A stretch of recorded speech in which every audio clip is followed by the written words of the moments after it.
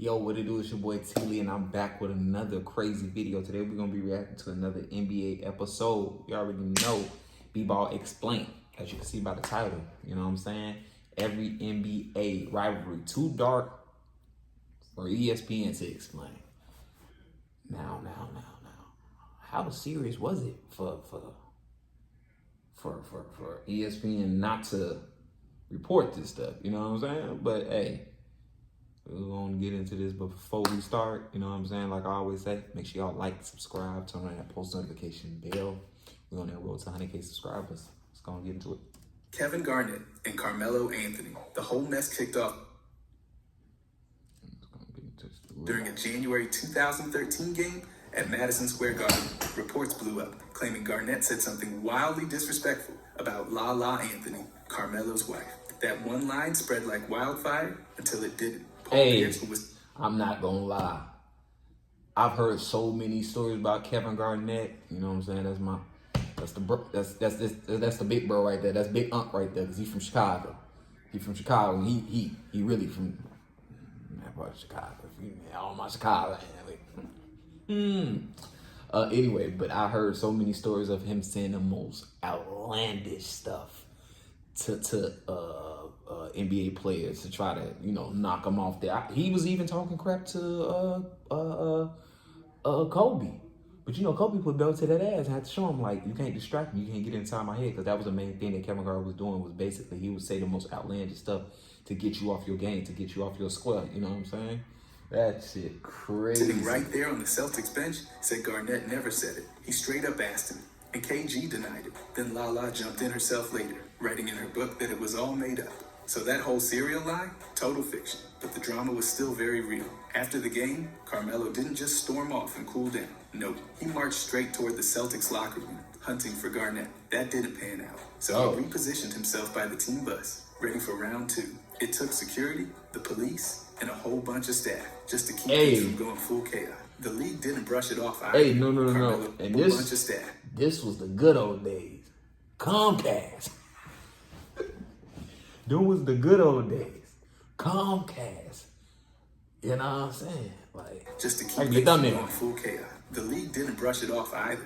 Carmelo got suspended for one game. He admitted later that some lines shouldn't be crossed, and said he and KG had an understanding after it all. Since then, both sides have let it go publicly. No more grudge, just a wild blip. And I see them separately, and they are doing well off in their career. You know what I'm saying? I see Kevin Garnett, he got his own podcast. He be on ESPN, talking stuff. He a host on that.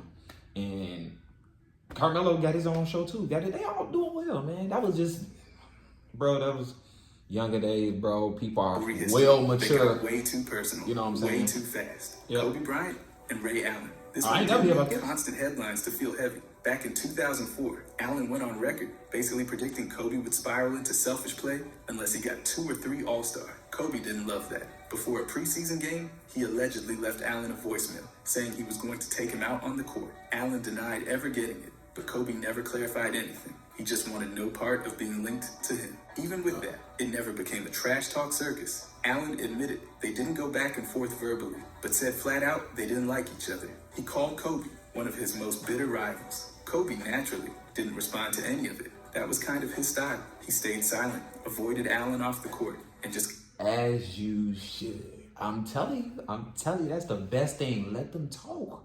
Let them talk. But you got people, you know what I'm saying? Some of y'all that's watching this, y'all have an ego to be like, I ain't sure nothing this about me. I'm gonna step up. And it's only because some people, they come from that background, or the upbringing, and don't let nobody, if they sin, step up to them every situation, stand 10 toes every situation, crash out about it, and you lose in that situation. You think you got everything, y'all. You think you made a point. You ain't made no fucking point. You just crashed out. You did all this shit, all this yelling, wasted energy for no reason. Kept it moving without ever squashing anything. The cold shoulder wasn't a one-off either. For years, Kobe reportedly refused to speak to Allen at all. Not in person, not by phone, nothing. The beef lasted deep into their careers, well past their battles in the Lakers-Celtics matchups. Even after retirement, Allen still spoke on it like it never ended. There's no record of reconciliation, and with Kobe's passing in 2020, the rivalry stayed frozen. No closure, no truce, just lasting tension that never quite cooled down. And it be for no, and that's one of the things too. That situation don't even seem like it was really that serious. So I don't really truly understand. I think Eagles will have to be put to the side and be like, okay, this is how I really feel. I felt jealous of you because I felt like, maybe that's how maybe because of some situation where they were treating Kobe better than Ray Allen. But damn, Kobe can't control that and stuff. He didn't know. He don't got no recollection of that. He's focused on what he's focused on. The nigga got a family and stuff. So I'm pretty sure he definitely wasn't worried about that. Then they get, RP to Gigi, his daughter. But yeah, like, got kids, a wife. No wonder. I wouldn't respond to if I had 3 daughters. Like, if I got kids, I don't know.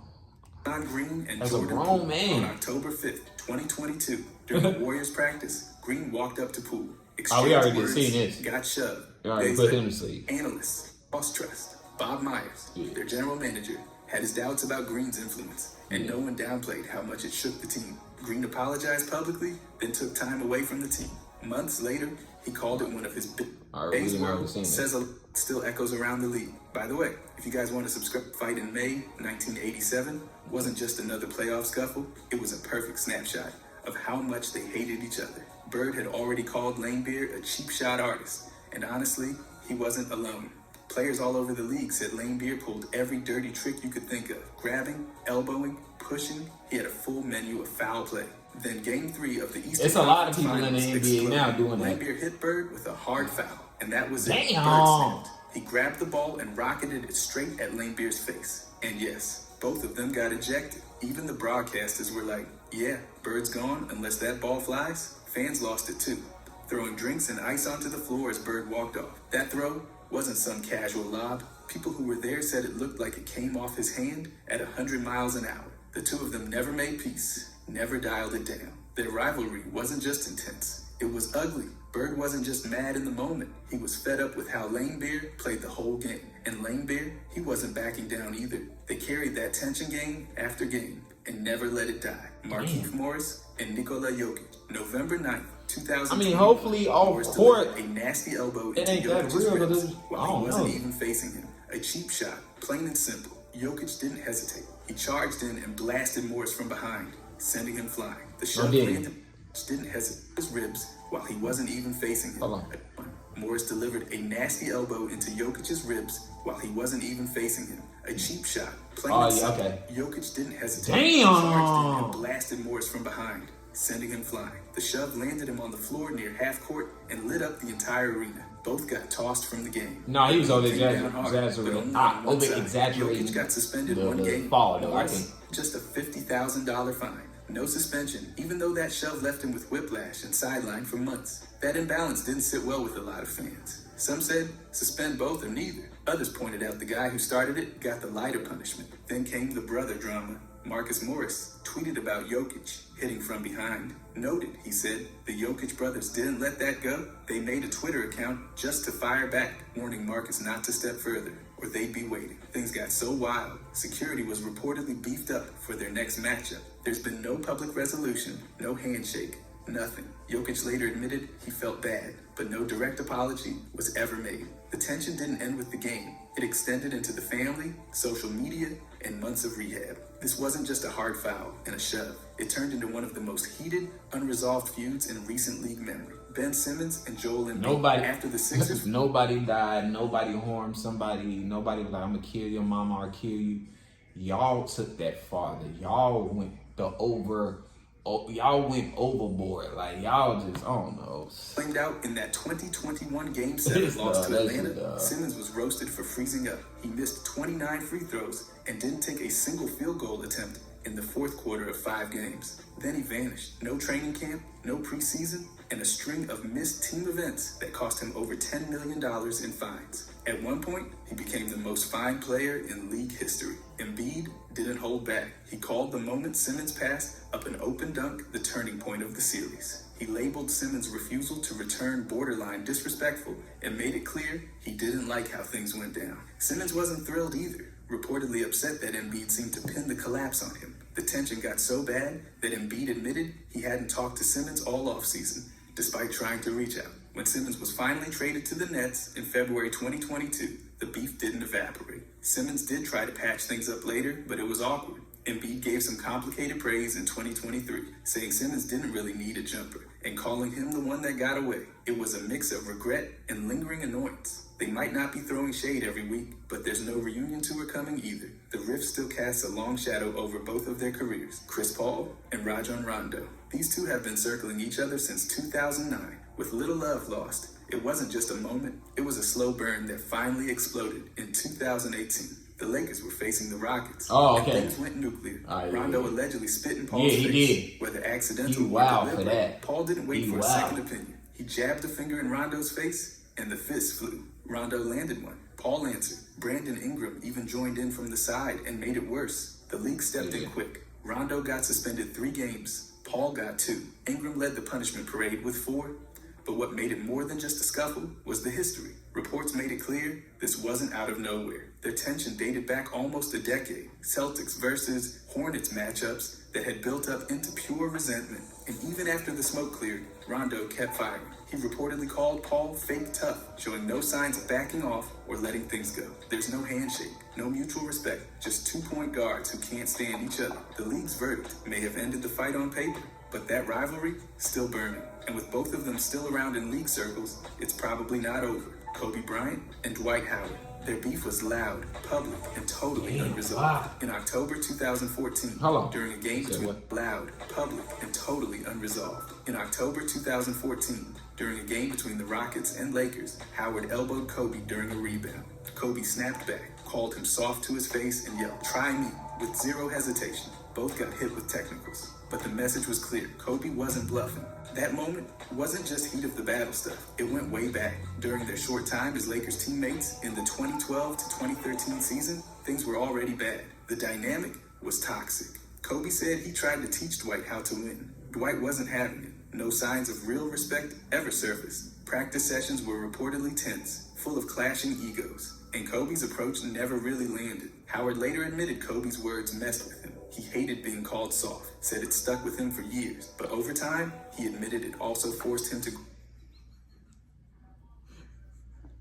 You big as hell. Don't call me soft. Don't call me soft. Don't call me soft. Man, it's Kobe trying to teach you. And you think you just know everything. Everything ain't always gonna be sweet and dandy. Everybody landing on trying to teach you certain things gonna be soft and everything. Sometimes it's gonna get they're gonna shake the room up a little bit so you can process that, because some people need that. Some people, you can't be soft with them and be like, this. Sometimes you gotta be a little rough, but I'm sorry. This is how it is, man. Get your big ass on, so you big as a grown man. Close to reconciliation as it got.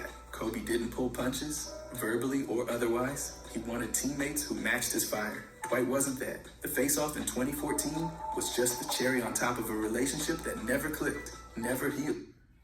Look at my boy over here. He like, oh shit.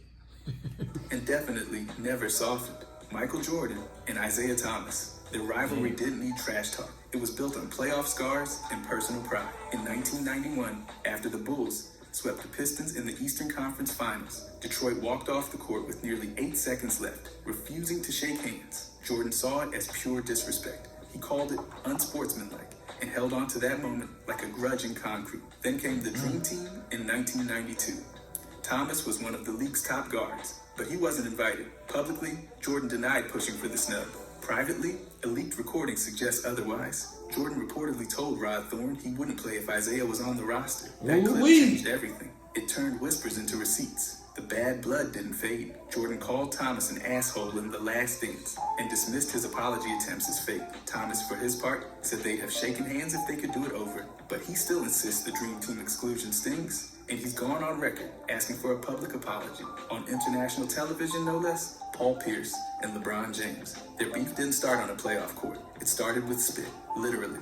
In a 2003 preseason game, Pierce was ejected and fined $15,000 for spitting toward the Cavaliers bench. LeBron was sitting there as a rookie. Pierce later admitted it happened after he shouted something about why they were riding the bench. Kendrick Perkins backed it up, saying that moment lit the fuse. According to him, they still don't speak. Even now, the tension didn't stop there. Things got physical fast. That same night, a near fight broke out. Teammates had to carry Pierce off the floor before punches flew. It wasn't some regular season stare down. This was preseason, and it still nearly turned into a full-blown brawl.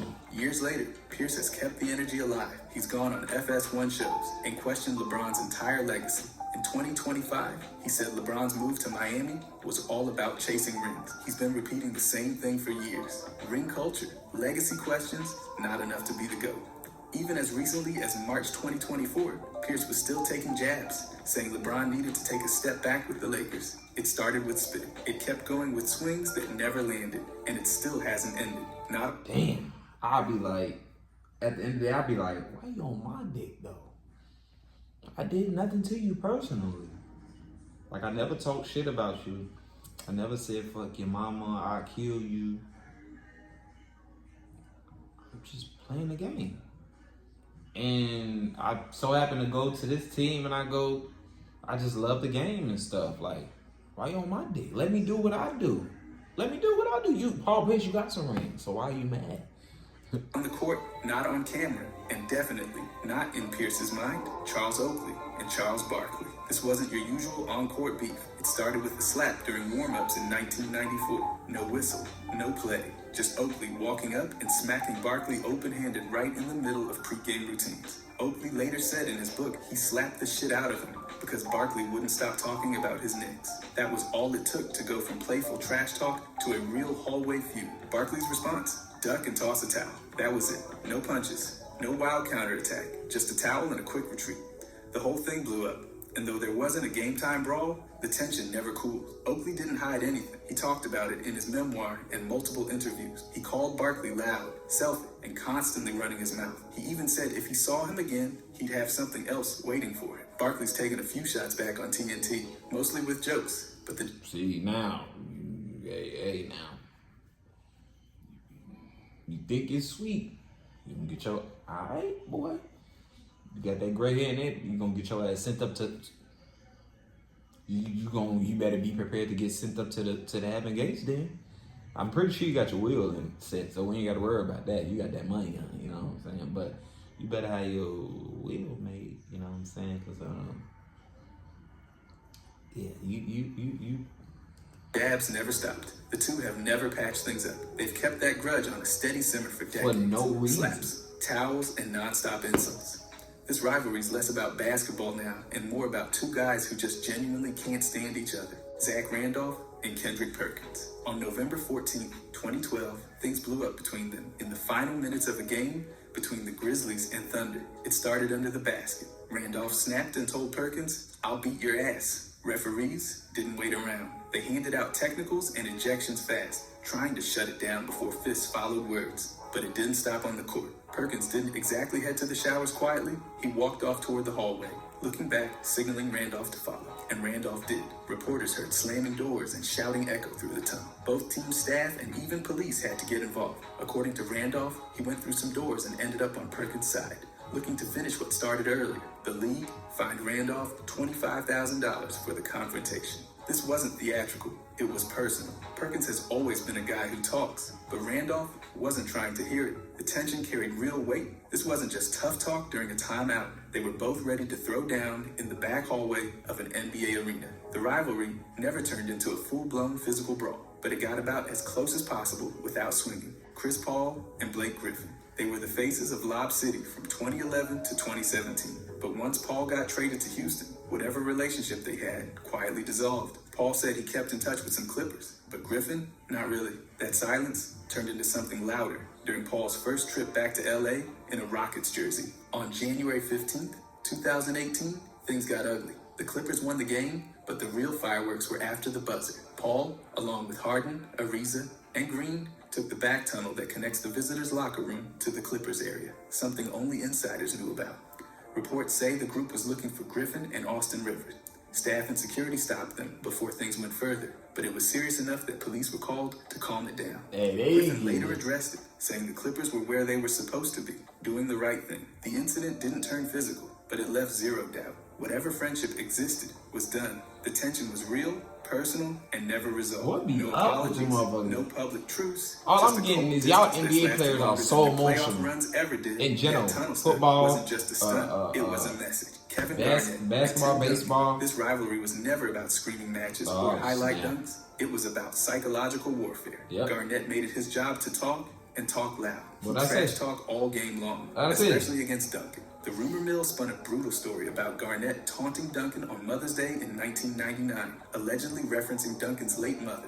Then there's the claim Duncan said, "I'll kill him" in response. Garnett thrived on trying to mess with Duncan's head. He said so himself. Trash talking was part of his arsenal. Duncan, though, didn't take the bait. He never reacted. Not once. He just played, quietly dismantling opponents, while Garnett tried to provoke a response that never came. That contrast, Garnett loud and confrontational, Duncan silent and lethal, defined their battles for years. So the real beef wasn't about insults or fights. It was mental. One guy shouted, the other didn't flinch. And that silence drove Garnett even crazier than any comeback ever could. Kareem and Kent Benson. This rivalry didn't build. It detonated. In the season opener of 1977, rookie Kent Benson came out swinging. Literally, just 2 minutes into his first NBA game, Benson elbowed Kareem in the stomach or chest. Oh, he could have knocked his head off. Known for letting things slide, retaliated immediately. He punched Benson straight in the face, breaking Benson's jaw and his own hand in the process. That one punch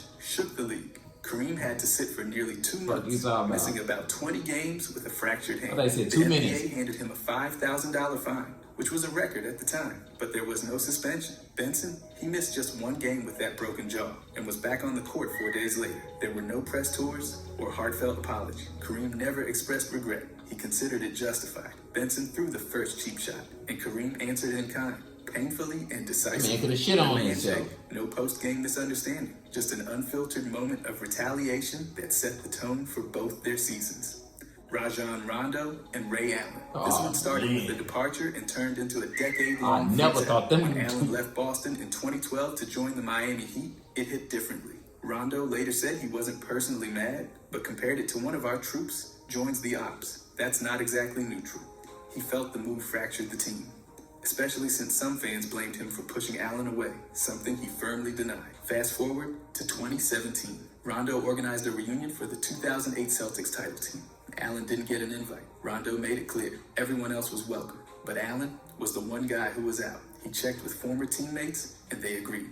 Danny Ainge called the snub silly. Rondo and the crew didn't budge. The bad blood didn't stop there. Even in 2025, the tension hasn't though. Doc Rivers admitted they still can't get the whole group together. Garnett and Pierce have aired their frustration publicly. Rondo, he's kept it cool, stayed quiet during Allen discussions on live forums, never hinting at reconciliation. Not even Allen's Hall of Fame moment brought them together. A decade plus of silence and shutouts. All because one player changed teams and the rest couldn't. Damn.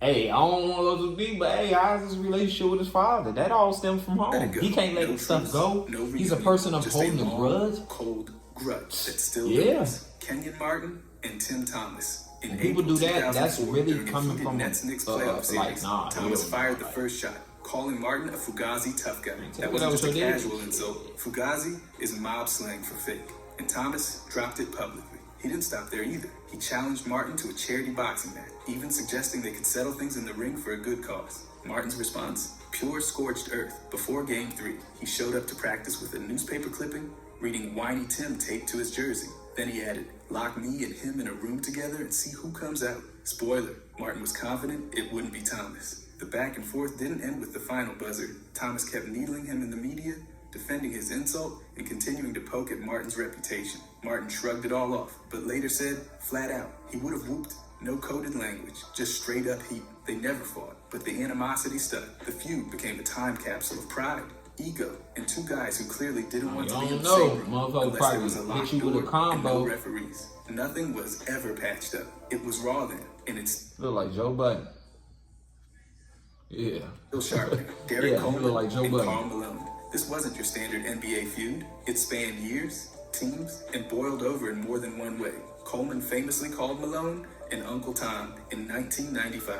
That wasn't some locker room whisper. It made headlines. Malone, for his part, didn't fire back in kind. He said he didn't understand it, laughed it off, and made it clear the insult didn't shake him. Despite all that noise, there's no verified record of Coleman threatening to knock Malone out off the court. That quote floats around in fan circles, but there's no credible source to back it up. And Malone, he never publicly called Coleman a punk or anything else that hostile, at least not on record. Most of his responses were professional, distant, and borderline amused. Still, the beef didn't stay verbal. In January 2002, while playing for the Sixers, Coleman punched Malone during a game. He got suspended one game and fined $7,500. It was the most physical and public flashpoint in a feud that had been brewing for he's the true meaning of when I see you, I'm on your ass. That's why he's like, I don't understand it, but I go, I'm whooping his ass. I'm whooping his ass. I'm gonna see what that energy is about. Jalen Rose and Kobe Bryant. The moment came in Game 2 of the 2000 NBA Finals. Kobe went up for a jumper, and Rose slid his foot underneath him. Classic undercut move. Kobe landed on it, rolled his ankle, and limped off. It wasn't a fluke. Years later, Rose admitted on air that he did it on purpose. Said he didn't want to knock Kobe out for the series, just shake him up a little. I think I did it on purpose, he said. Subtle, not subtle. The injury forced Kobe to miss Game 3. He came back, played the rest of the series in pain, and still helped the Lakers win the title. But the damage wasn't just physical. Kobe never forgot. He didn't forgive either. People close to him said he held a long grudge over that moment. Rose said he didn't want to injure him, just hurt him, which is somehow supposed to be better. Kobe kept it filed away, like he did with every slight. And Rose, he laughed about it years later, but the tension never totally left. That ankle sprain, it left a scar that never really healed. Draymond Green and Jusuf Nurkic. On December 12th, 2023, during a Suns-Warriors game, Green spun around and swung his arm right into Nurkic's face. It wasn't subtle. The refs reviewed it, upgraded it to a flagrant 2, and tossed him. Just another day in the Draymond Green highlight reel of impulsive decisions. But this one crossed a new line. Draymond Green up and swung his arm right in 2023. He looked like he was taking off his jacket. Had to run that back. He swung his arm right into Nurkic's face. That's that swing you do when your mom been pissed off. You gotta go in your room and you can't do it. And tossed him. Just another day in the Draymond Green highlight reel of impulsive decisions. But this one crossed a new line. The NBA didn't just suspend him for a game or two. They hit him with an indefinite suspension. The league cited repeated history of unsportsmanlike acts, which is a nice way of saying, we're tired of this. Green was ordered to undergo counseling before he could come back, and every missed game cost him a chunk of his paycheck. Nurkic didn't hold back afterward. He said, that brother needs help, and repeated it in interviews like a mantra. He even added, glad he didn't try to choke me. A nod to Green's greatest hits catalog. There was no apology tour, no public reconciling, just the usual Draymond drama, followed by silence and suspension. Nurkic stayed standing. Green sat down indefinitely, and the NBA made it clear. Repeat offenders eventually run out of rope, even if they wear championship rings. Larry Johnson and Alonzo Mourning. Things got wild in Game 4 of the 1998 playoffs. Just 1.4 seconds left on the clock, and the Knicks were about to seal a win when Larry Johnson and Alonzo Mourning decided it was time to throw hands. Johnson swung first, Mourning fired back, and the whole thing spiraled from there. It wasn't just a little push and shove. Hey, that was a real squabble. That was a real squabble. Them niggas was swinging. Look, kick. Them was the he stumping on the coach. Determined toddler. This wasn't just a random blow up. These two had a history, and not the fun kind. Back when they were teammates in Charlotte, there was tension over everything. Roles, contracts, egos. It brewed for years until it finally exploded on national television. And no, they never made up. The league came down hard. Mourning got hit with a 2-game suspension and a $20,000 fine. Johnson also sat for 2 games and had to cough up $10,000. Chris Mills even caught a 1-game suspension just for running off the bench. That fight wasn't just about one game. It was they're like, yeah, we caught your ass. Boiling over. Caught your little ass over there. He thought you was going. Sprewell and Jerome Kersey. Back in 1995, things took a hard left at a Golden State practice. Sprewell got into it with Kersey and stormed out, but he wasn't done. He came back holding a 2x4 and started making threats, even saying he'd return with a gun if things didn't. What? What are we doing? What are we? This what we doing? Calm down. Kersey had to be hidden away in the locker room for 3 hours until things simmered. That wasn't just drama. That was a full-on meltdown. The situation was so volatile that players and staff had to physically restrain Sprewell. And no, it didn't stop on the court. Reports say it kept going behind closed doors where assistant coaches stepped in to stop things from getting worse. You know it's bad when the practice turns into a hostage-level operation just to keep the team from imploding. This wasn't a one-time outburst either. When Sprewell choked Coach Carlesimo in 1997, everyone remembered what happened with Kersey. That earlier incident stuck to him. Yeah, Kersey a nut. Even in 2025, retrospectives still drag that story out whenever Sprewell's name comes up. Sports Illustrated didn't sugarcoat it. They said his legacy's in a chokehold. And that Kersey fight, still getting mentioned. Not many practice fights echo for decades, but this one made sure nobody forgot it. Nate Robinson and Iggy. This one never needed a playoff stage or flying punches. Nate took it straight to the blogosphere. He didn't just throw shade, he dragged Iggy with both hands, calling him a phony and a fake tough guy. He claimed Iggy acted like a different person depending on who was watching. Even though Jake Paul knocked Nate out, that don't mean shit. Nate stand 10 on his shit. He's short. That nigga got heart like a 6'6 nigga. Another way behind closed doors. And Nate wasn't subtle. He flat out said he would have fought Iggy in the tunnel if team security hadn't been around. This wasn't a friendly competition kind of feud. It got real personal. The jabs flew through interviews, blog posts, and social media. Nate accused Iggy of going full Hollywood and not keeping it real with teammates. He painted Iggy as a guy who smiled for the cameras but disrespected the locker room. Iggy didn't go as loud, but reports say he clapped back in private. No on-camera meltdowns, no courtside showdowns, just a quiet but nasty back and forth that didn't go away when the season ended. J.R. Smith and Brandon Jennings. This one didn't start with elbows or rebounds. It started on Twitter in November of 2013. Oh, shit. Jennings sent out a tweet questioning why Chris Smith, J.R.'s brother, was on the Knicks roster. He name-dropped players like Pooh Jeter and Bobby Brown, asking why they weren't getting that spot instead. Jennings tried to walk it back, saying it wasn't serious, but the tweet was already out there. And J.R. definitely saw it. J.R. fired back almost instantly. He called Jennings out for deleting tweets and added a pair of hashtags that made his mood crystal clear. Then he took it up a few notches, posting something about calling his number street homies and putting Detroit on Smash. Yeah, the league didn't love that. The NBA dropped a $25,000 fine on him for hostile and inappropriate language. They launched an investigation and let everyone know this wasn't the kind of thing they just ignored. Smith later tried to explain it all away.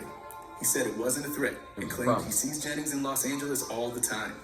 It was a promise, you know what I'm saying? But let me know in the comments what y'all think about this, man. This is some crazy, crazy moments in NBA history.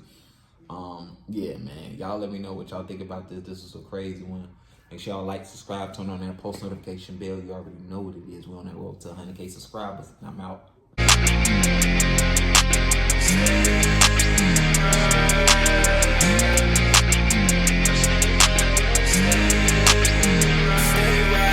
What you gonna do now?